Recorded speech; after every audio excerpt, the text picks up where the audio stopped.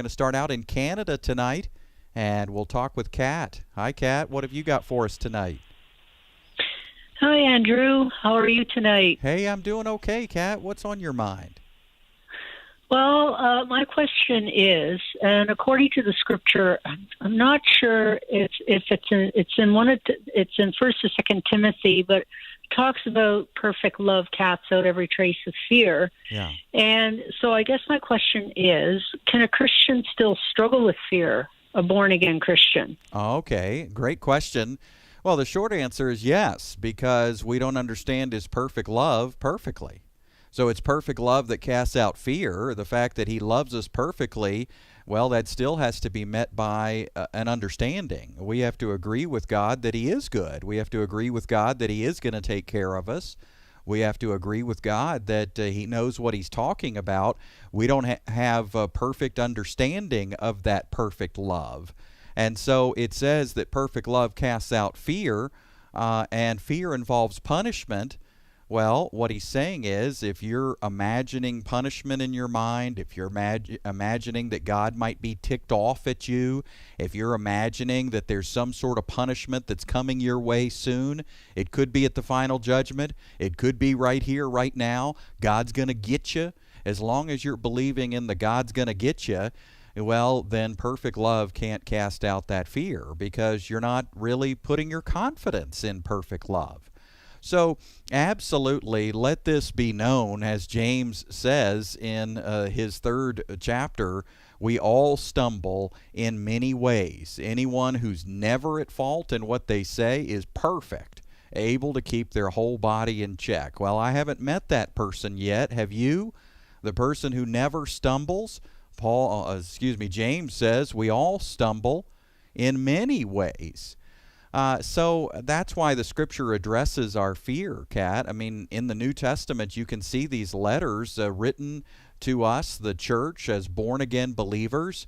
And again, there's instruction. Philippians chapter 4, don't be anxious about anything, but in every situation, by prayer and petition, present your requests to God, and the peace of God, which transcends all understanding, will guard your hearts and minds. So, what are we called to do there? Well, pray. Tell God about it. Talk to him. Open up. Be real with him.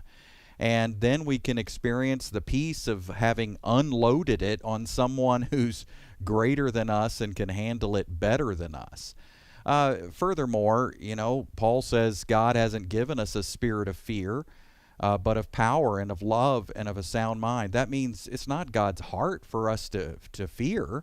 God has given us the means through the truth of the gospel to overcome fear in Jesus Christ. But I don't think perfectly, and I don't always believe and trust perfectly. Do you? My performance, my attitudes, my actions, they're all over the place. I'm learning and I'm growing. So if we're not careful, the conclusion that you were toying with could really create more fear. Oh my goodness, I'm experiencing an emotion called fear or anxiety. Maybe I'm not really saved. Maybe I'm not a true Christian. If God's perfect love casts out fear, then why isn't all my fear cast out?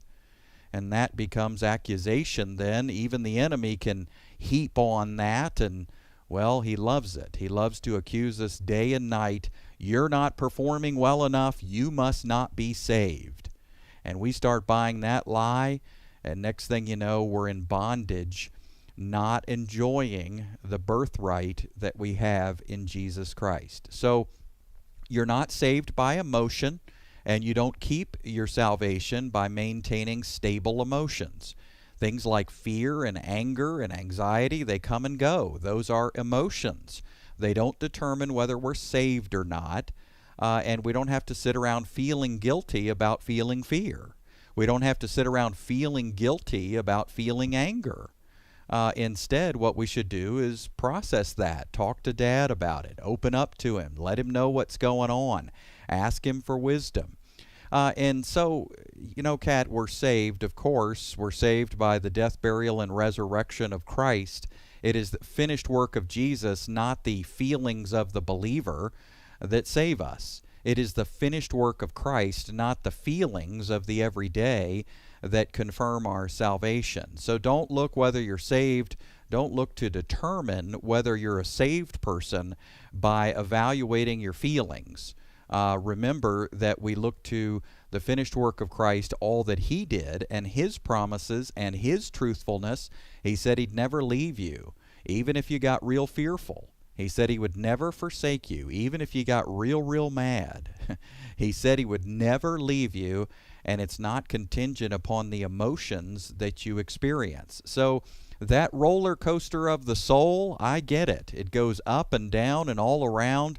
It's not so fun sometimes to experience the heights and the depths of emotion, but that's how we've been created to operate.